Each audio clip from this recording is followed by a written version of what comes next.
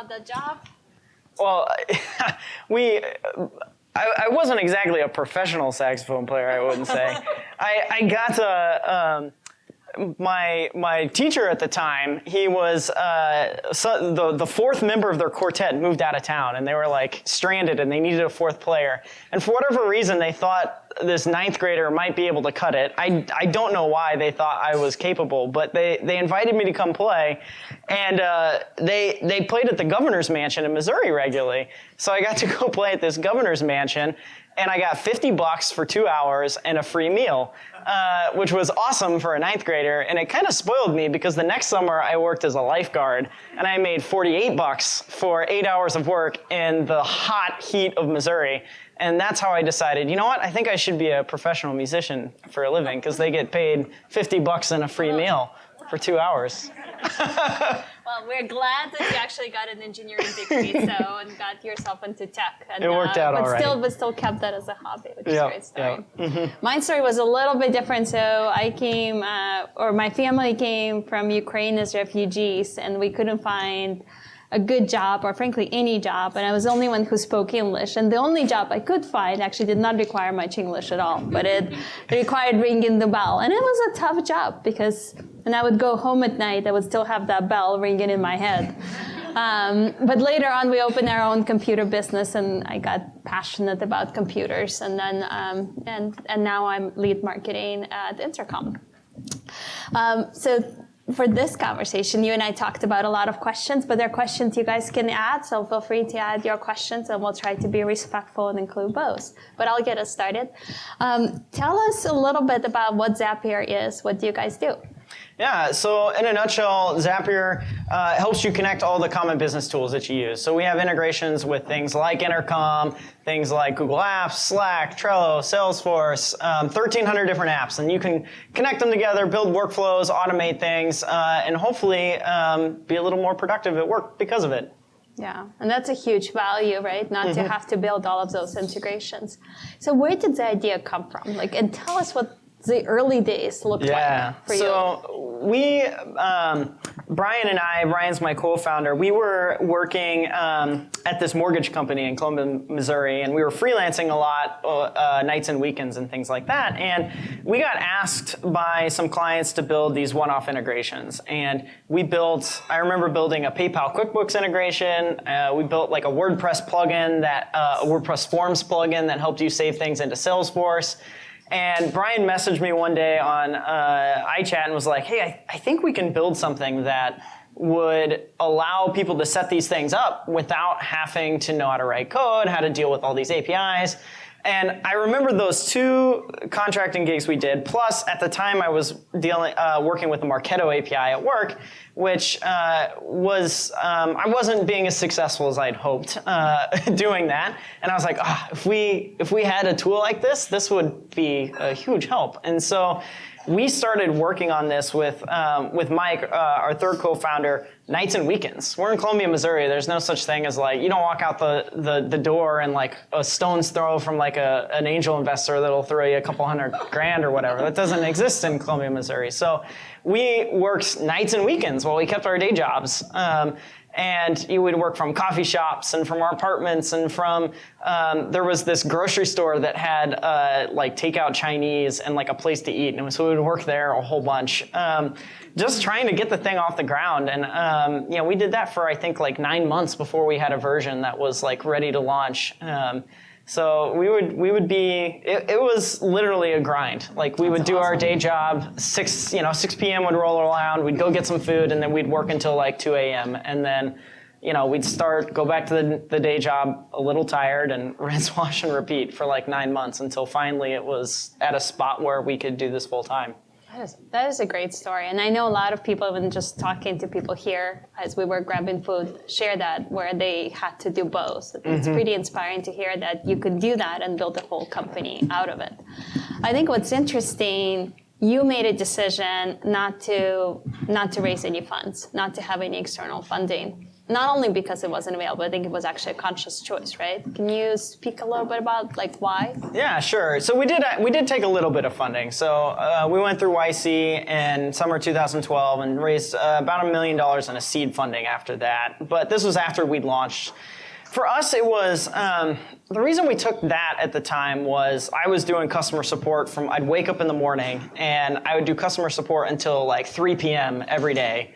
And super valuable, like you learn a lot talking to your customers, but it was also tough to like build the things that they wanted. They were asking for features or there was bugs and it was like, oh, we gotta go build this stuff. And so we were making some money, but not enough, and we felt like we could see the future clearly where it's like, well, if we could just get a little bit of a head start, like some money would get us there. And so we took some money, and it did get us there. Like, we were able to take that and never have to raise money again, and in part because we had good distribution channels, we had good word of mouth, we had a product that was easy to use, and so that allowed us to attract customers really quickly and become profitable fairly quickly. And once that flywheel was working, we've always felt like the company was growing at a pace that was as fast as we could keep up with. And so putting more money in we wouldn't have been comfortable. It's like, we're just keeping the wheels on the bus as is. So going faster would probably not been helpful for us. Totally. So tell us a little bit more, and especially for folks here who are interested, going and having those conversations with venture capitalists.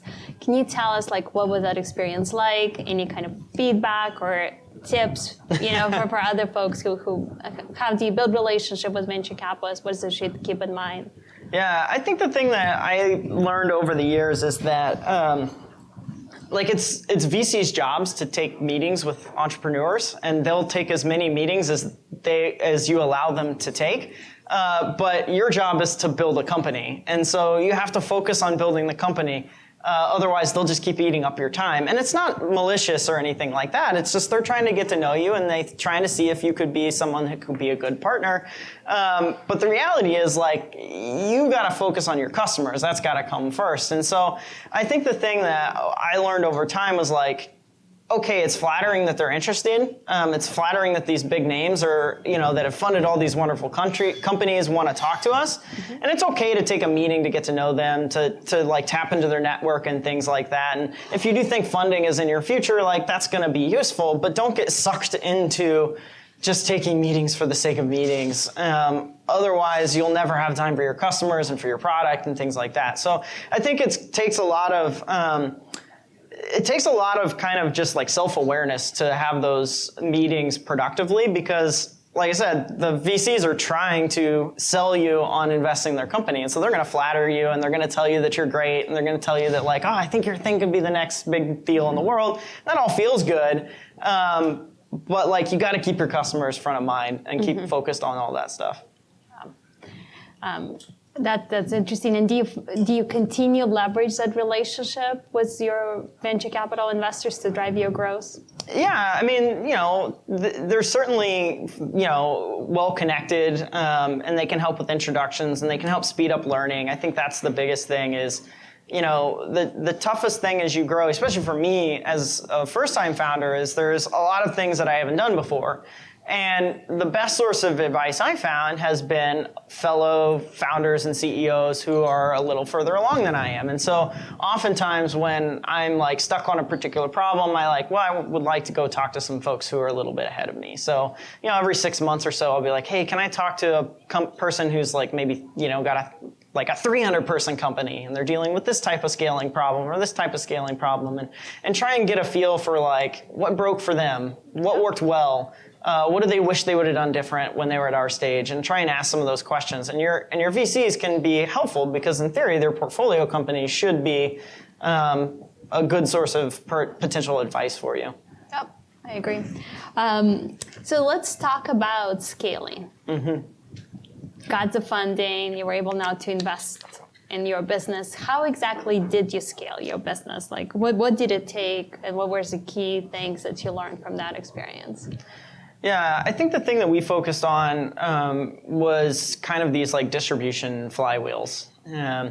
So we learned early on that when we added new partners to Zapier, that was new users that could potentially use the product. And so the first, 50 or so apps that were on Zapier were things that we'd built ourselves. Like we built the integration, we found the public API, read the docs, and made sure that that app existed. And every time we launched a new app, we'd get some new users and we'd grow a little bit. And, maybe the partner would write about us and say like, hey, we have a new partner, like you should check out Zapier because they're good at this. And so we'd get a little influx of users that way. And so we'd keep building these things. And then it got to a point where we were at about 50 or so apps, and we started getting inbound from other companies saying like, how do we have a Zapier integration? And I remember getting an email from Aaron Levy over at Box at like 2 a.m. on a Saturday, like, why isn't Box on Zapier? And it's like, oh, there's just 3 of us. Like we just haven't gotten to it yet. And we're like, well, that's interesting though. Like, if he's interested in this, maybe he's got a bunch of engineers, so maybe those folks would do the work if he cares enough, right? So that was kind of our hypothesis. So we built the first version of our developer platform and started allowing people to build into Zapier. And it turned out that people cared enough. And so along the way, we stopped hand building these all ourselves, and we allowed other people to build off of the stuff that we had already tapped into. And it worked because we built up a thing that was valuable enough. We couldn't have started with that platform because people were like, why? Who are you all? Like, that doesn't make sense. But because we'd done all these things by hand, it got enough folks interested, and the flywheel started to move. And so with the developer platform, then all these partners started coming to us. And at first it was like a couple a week, and then it was or first it was a couple a month, and then it was like a couple a week, and then now it's like one every day is like launching through Zapier, and that every new partner is a new set of users for us. And so that growth flywheel just gets going. And for us, when the growth wheel is going, then you're just trying to keep the wheels on the bus. So then you're thinking about, okay, we need customer support teams to help finance this. We need engineers to make sure that the code's like built to scale. And you're putting just all the supporting infrastructure in place for the company to kind of keep up with the growth. But as long as the top of the funnel is there and the product is really rock solid, everything else is just like, how can we support our customers and how can we help them grow? That's exciting. The experience you described reminds me of my experience a couple of times when I had to open up developer platforms or app ecosystems. I was at PayPal, and I was there leading marketing when we decided to open our platform to third-party developers. And at this point, I think about at least 2/3 of PayPal growth comes from third-party developers building on the platform, and allows PayPal to extend itself into all the other environments where you wouldn't necessarily even think that PayPal or Braintree is the driving force.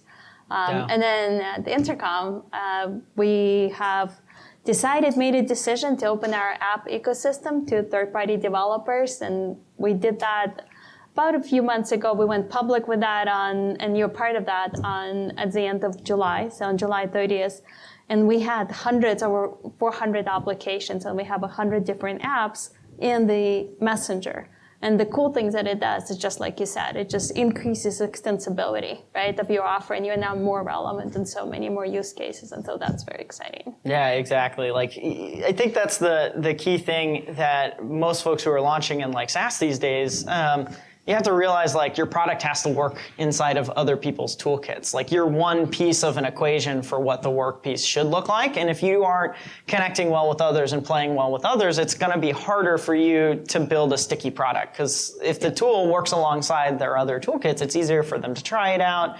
And then once they kind of get it stuck in a like critical workflow, they're going to keep using it because it's working.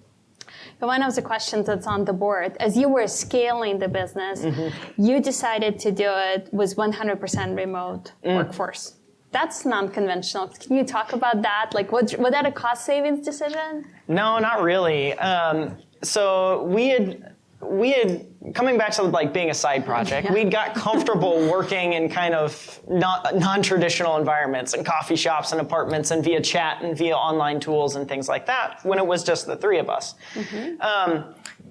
then we went through YC. All three of us were living together for that period. It's the only time in the company's history where everyone was in the same place. But at the tail end, Mike moved back to Missouri to be with his then girlfriend, now wife, who was finishing up law school. And Mike's a critical partner for us. You're not going to say like, well, you're out of the company because you can't live here anymore. Like that just didn't make sense. And so we kind of thought about it and like, well, it's not too different than like when we were doing it the side project way. We were working through GitHub and pull requests and like Trello and things like that already. So we'll just kind of go back to doing it that way. It worked pretty well for us. So that was the first piece of it. The second piece was hiring, was a thing that we had to decide how to do in the early days. And again, I'm a first-time founder, so circa 2012, I've never hired anyone in my career before. So I'm a novice at this, figuring it out. And, talk to some folks like, hey, any recommendations? How should we go about this? And they're like, well, since it's your first time, maybe you should go look at old colleagues. Talk to old folks that you'd worked with before that you felt like you had a good professional relationship. And that'll help minimize the risk for you. And that made a lot of sense. Well, we don't know anyone in the Bay Area because we've lived here all of 2 months. All of our professional colleagues are back in the Midwest. And so the first person we hired was in Chicago to run customer support. We hired an engineer that was in Columbia, Missouri. And so we were kind of like, well, I guess we're trying this remote thing out. Let's see how it goes. And it turned out it worked really well for us. We were able to ship product. We were able to do it pretty successfully. And so we kind of just leaned into that. Cost savings later were like helpful, but it was not the principal reason for like going down that path. Now, we're 170 people and we're able to hire people all over the world, and there's like real benefits for us for operating this way. But we leaned into that over time, and then we kind of found the things that weren't working as well and tried to just minimize those things. Mm-hmm. That's pretty cool. I'm sure we'll get follow-up questions on that. Pricing. We didn't really talk about that, but you've thought about like where do you start when you offer a new product, when you start building it, and then later on, what did you learn from that? Pricing is you read all the advice on pricing, and it's like, well, pricing is one of the most important decisions you can make for your company, and that's true advice. And so we've read the advice and we're like, okay, so it's so important. We got to get this right. And so back when we were, three of us, it was probably like 1 a.m. We were debating what should our first pricing model be. And I remember like Mike and Brian and I, we were going at it and we were like, it should be this, it should be this. And like, no, it's, 9s are better than 0s. 3 plans are better than 4 plans. We kept debating all these nuances. And then finally, we just were like, screw it, none of us know what we're doing. We're just going to make it up. And so because we're a bunch of nerds, we decided our first pricing plan should be the Fibonacci sequence. So it was $11, $23, and $58. And because we wanted it to be on brand, we have the Zap thing going on. So we named the plans ohms, amps, and volts, just to double down on the geekiness of all this stuff. And it was clearly not the optimal pricing plans, but it worked. People paid us money. So in fact, I still think there are some people on that $11 a month plan from the very beginning days. So I think the advice is I would give around pricing is like, just don't get too caught up with like perfection out the gate. Like just charge something. Figure out what the reaction is to it. And eventually, pricing is going to be very critical for your growth and for financing the growth of the business. And you're going to have to get it right, but I just guarantee you're not going to get it right on day one because nobody does. It's a really hard thing. It is hard. And I love the idea of test and learning, not assuming the pricing you launch is the right price, but actually looking how it performs and then test and learning over time. Mm-hmm. I've had several experiences with pricing, and I think what's difficult in the SaaS business, when we think about pricing, is we not only think about the initial price we charge, but we care about acquisition. But we really care about the recurring revenue, right? The subscription revenue post-sale. And so thinking about what is a pricing structure that will get somebody to sign up and to keep going. I'll give you a silly example. Prior to being CMO at Intercom, I was CMO at BigCommerce. It's an e-commerce platform. And when I joined BigCommerce, believe it or not, this is an e-commerce, SaaS e-commerce platform. We had flat pricing. So what that literally meant that our most profitable customers were inactives. They were not using anything. They were like this is like this backwards. Is great. They the pay us value money. is backwards. Yeah. So if you think about aligning your company incentives with your customer incentives, they were not aligned. Customers were deriving value from using our product. And for us, the more they used, the less money we made because it just cost us a lot more to support them. And clearly it was the wrong model. We ended up moving to a usage-based model. So the more you use, the more orders and volume you process, the more you pay. But I think I think a lot of folks here in the audience, as you guys think about your pricing, if you can think about what is the thing that your customers care about and what do they value, and actually charge for that long-term value, that's pretty hard. The more closer you align your pricing to what customers care about, customers will find a way to keep using your product because it's so valuable to them. Yeah, and what you described is something we had no clue in the early days, like how to do that. And you mentioned changing from flat pricing to usage-based, and that allows you to do things like net negative churn and positive expansion revenue, which are things that I had never heard of when we started. It's like, I don't even understand what that means. But as you get bigger, you start to learn like, oh, this is how financing a business works. And you start to realize, these pricing decisions actually affect our ability to grow and serve more customers. That's right. But it's stuff that you just learn as you go along. And so I think, there's not a perfect answer out the gate. And if you feel like you have to have one, you're just going to hold yourself back. So sorry, I'm looking behind you, but they ask about what was the lowest point in your journey? And there's another question later, what advice do you have for new founders? So maybe we can combine the two. The toughest part, I think, for me, it actually wasn't Zapier itself. So, I mentioned, we were working these nights and weekends, like literally doing the grind in the early days. And we started in 2011 doing this, kind of crazy hours, like work all the time. And in 2012, late 2012, October 28, 2012, I remember the date, I get a call from my mom. My dad had a heart attack and passed away. And that was it was a bit of a wake-up call because it's like, I'd been working so hard and I didn't get to spend as much time with them as I, in hindsight, I wish I could have had that. And so I think that was one of those things where, you step back and you reflect and you say, hey, what do I really care about? And, I care a lot about Zapier and I want it to be really successful, but I also care a lot about the people that I get to spend time with. And so that was like a good learning moment for me to figure out, what is it that I want when I'm, hopefully 70, 80, 90 years old, and really take stock and reprioritize the things that I thought mattered the most. Yeah. Thank you for sharing that. That was so. If you were to summarize the advice for a new business owner or for the founders to remember? Yeah, I think you're gonna have to work hard. You're gonna have to put in the hours for sure. But don't forget the people that were there for you. Yeah. Is there anything in your journey that you would have done differently if you could redo it again? There's a lot of things that you kind of wish that you had those moments back.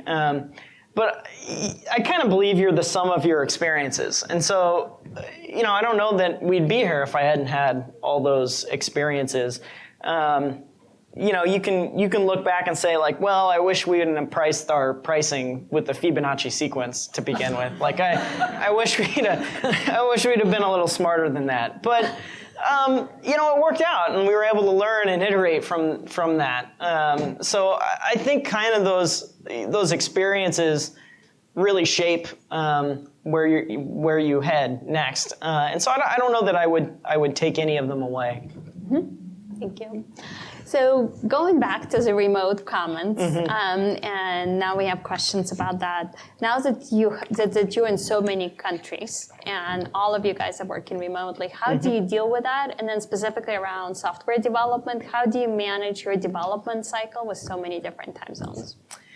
Good question. The time zone one is a tricky one. There are areas where you try and make it work for you. So your infrastructure team is going to benefit from being in multiple different time zones, because now, if there's an outage, a major issue, and you have coverage, across the globe, someone is awake when that happens, and they can just be the first line of defense for any sort of issue. There's very few 3 a.m. pager duty alerts inside of Zapier, in part because of this, because there's people all over the world that can handle these issues. So in some cases, your time zone diversity can be a huge advantage for scaling a company.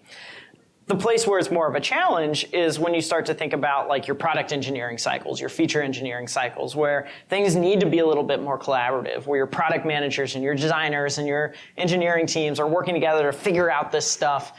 And in those cases, we've had success with people in different time zones, but also our biggest failings have come with the most diverse time zones as well, particularly around new teams. We had a situation where we had a new team getting put together, plus new engineers who were totally the opposite time zones of the new team. And there was just not enough communication overlap for them to build kind of enough trust for that to be successful.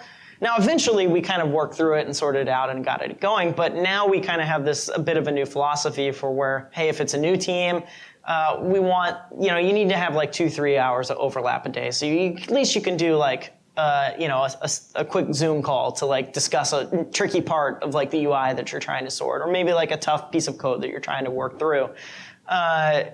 Because you need to have those moments a day where you can sort through that stuff together. So some teams, it's a benefit, these infrastructure side of things, but other teams, you really have to kind of find ways to work around some of the time zone diversity side of things. Yeah, I would imagine hearing voices of local customers and partners is another huge benefit.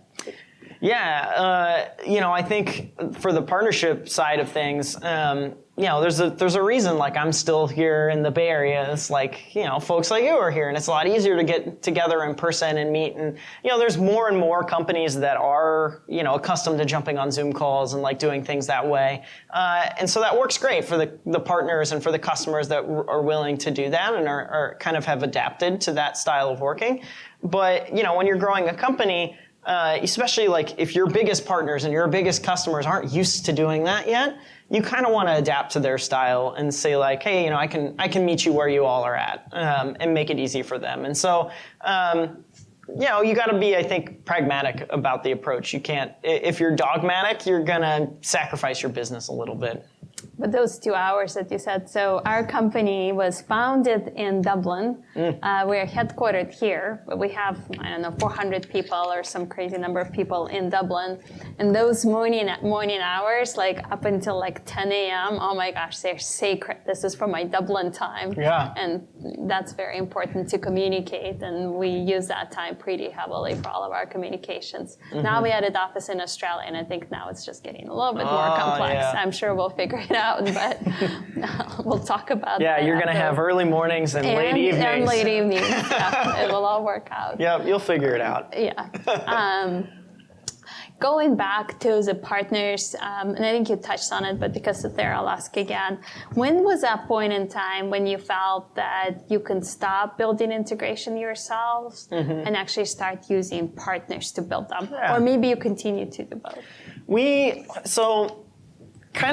Once we launched that original developer platform, we started encouraging heavily folks to build on that. And in fact, most of the development did shift that direction. So I would say, today, 99.9% come through the developer partnership or come through our developer platform. Wow. When we first launched the platform, it was probably 90% going through there. Mm-hmm. So we really pushed heavily and said, hey, this is the way that you get this done.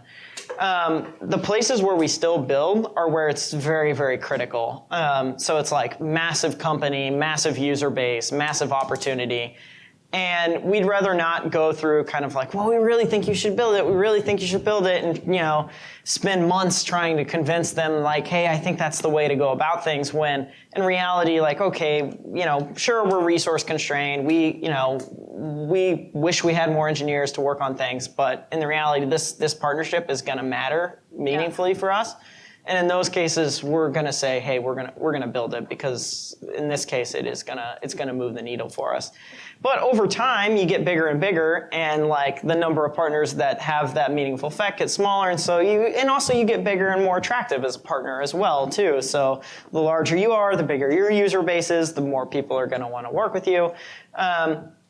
So there's a bit of a pendulum that kind of swings just as you grow. And that's great success to get to that point and in your growth. So when you were building this partner ecosystem, what were some of the keys to creating a really thriving partner ecosystem from the beginning? I think the thing that we missed in the early days, here's one of those things, if I go back and do it again, I think one of the things that is so critical from a partner ecosystem is quality.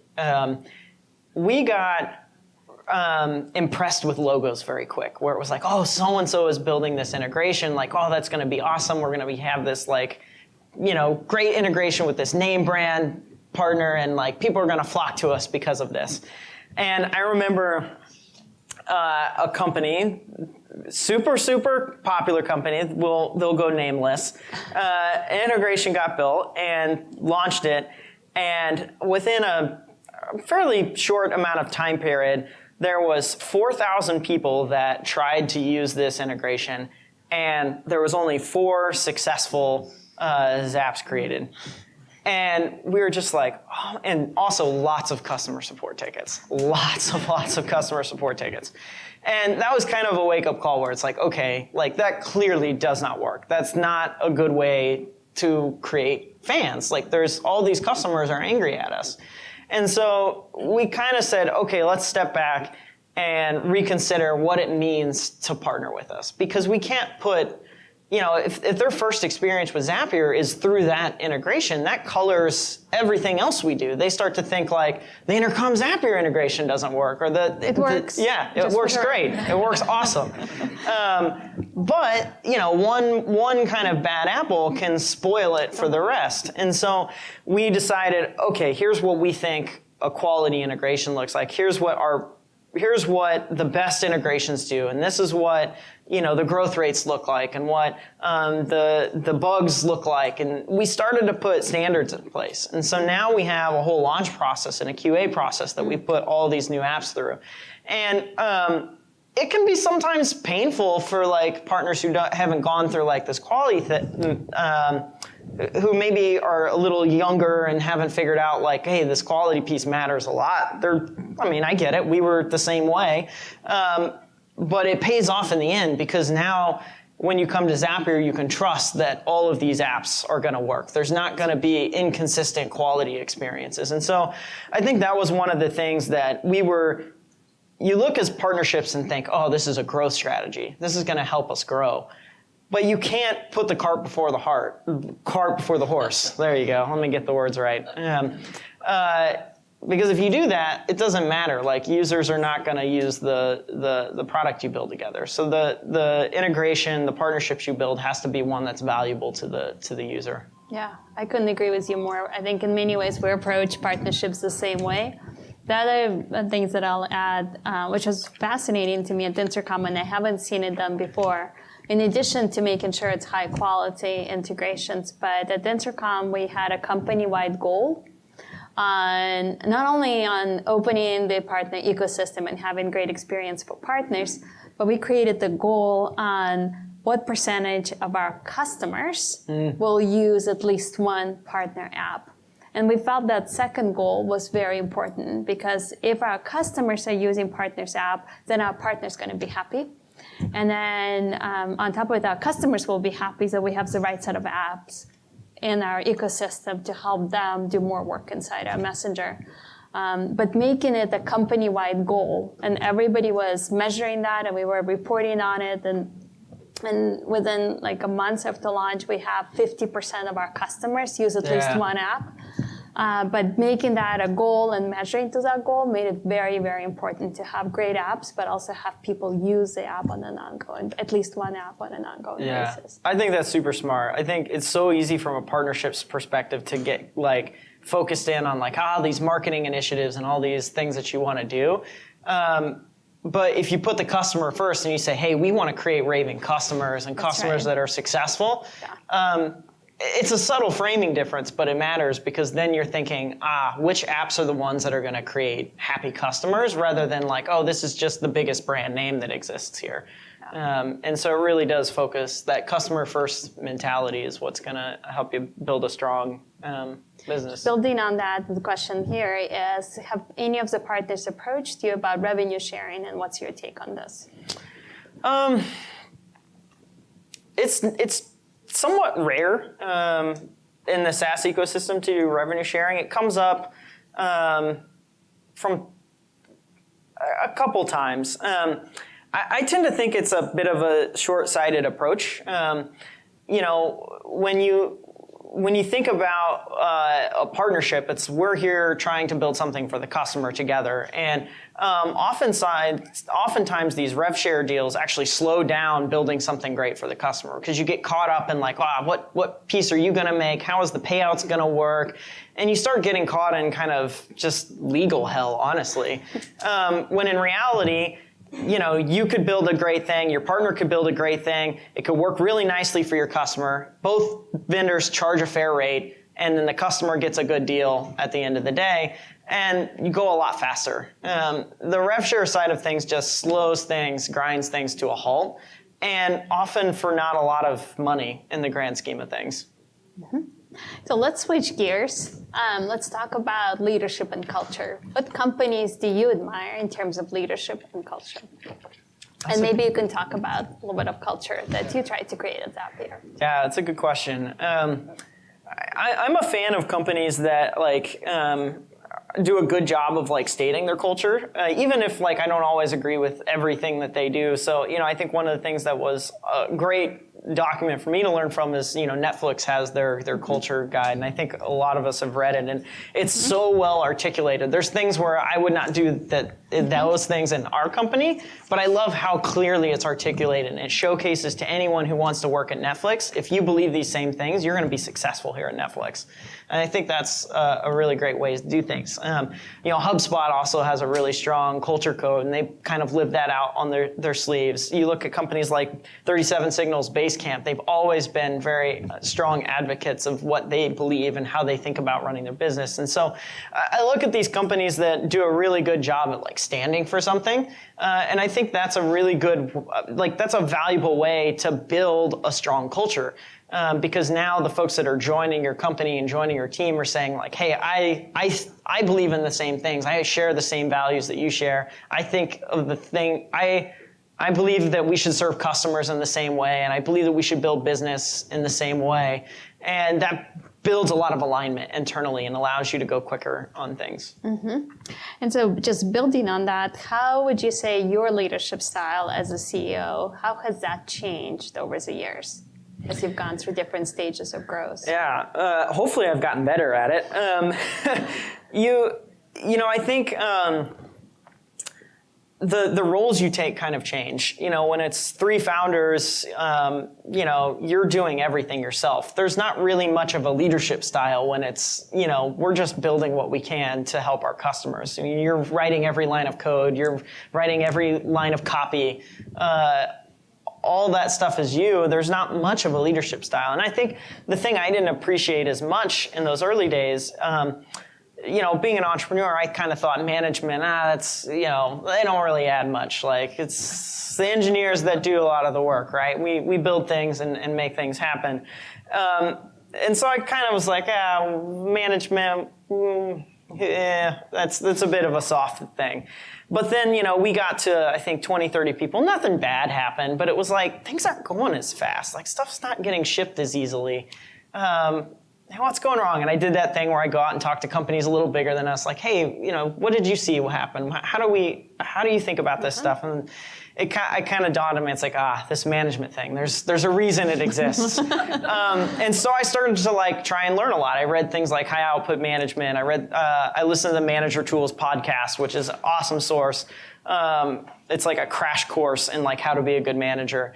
And learned all these skills around like how to listen in one-on-ones and why one-on-ones are important and how to give feedback and how to coach and how to delegate and how to do all these things that once you aren't writing every line of code and once you aren't writing every line of copy, you have to get good at those things. And so I think that was probably the biggest change, was just learning the basics of like how to be a good manager. Wow. And if you learn those things, it's going to create a much calmer company because you're approaching things in a way that is tried and true. Like there's a reason there's all these management structures exist, and it's like fairly routine and standard at most companies, and it's because it kind of works. Mm-hmm. It's amazing, actually. Yeah. So one of the questions up there is, what were growth strategies that you thought would work for you and didn't work? Maybe there's the opposite. Which ones did work? Yeah. Growth strategies that we thought could work but didn't. We tried the Dropbox style referral system, like refer a friend and get like free credits and stuff. Didn't really work very well for us. Never worked for me too when I tried it. Yeah. What else did we try? We've never really, we don't have a sales team at Zapier. We've never really gone down that path. We tried it a little bit, but you have to get your pricing and stuff really set up well to make something like that work. And it never felt aligned with like the business at the stage we're at. I think that's something that probably will work for us in the future, but at our stage, it didn't work very well. We tried doing things like webinars and didn't see like a lot of traction with that stuff, at least at the stage we were doing it.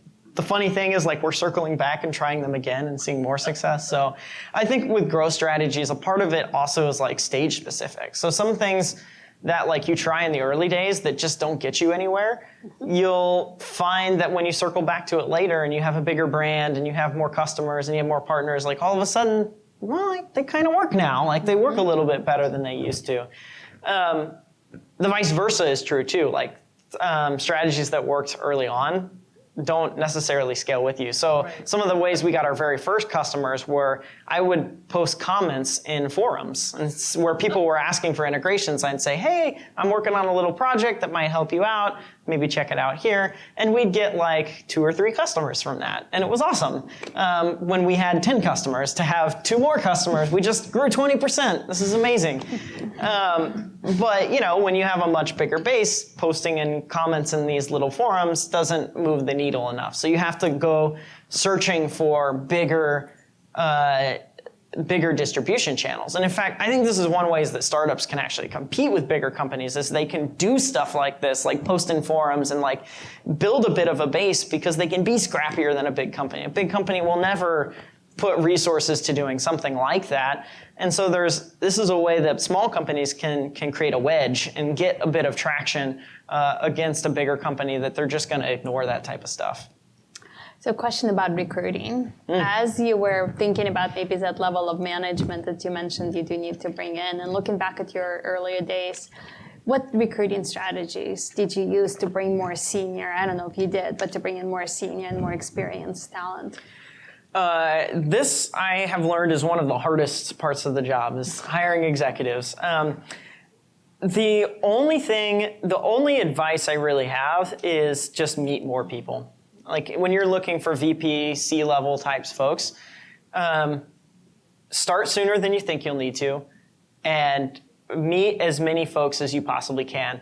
Go out and talk to the best, engineering leader that you know, or the best product leader. Ask for introductions to them. They're probably not hireable. You probably can't hire them because they already have a job that they love, and you just won't be able to get them. But at least you'll know then. You'll say, this is what greatness looks like.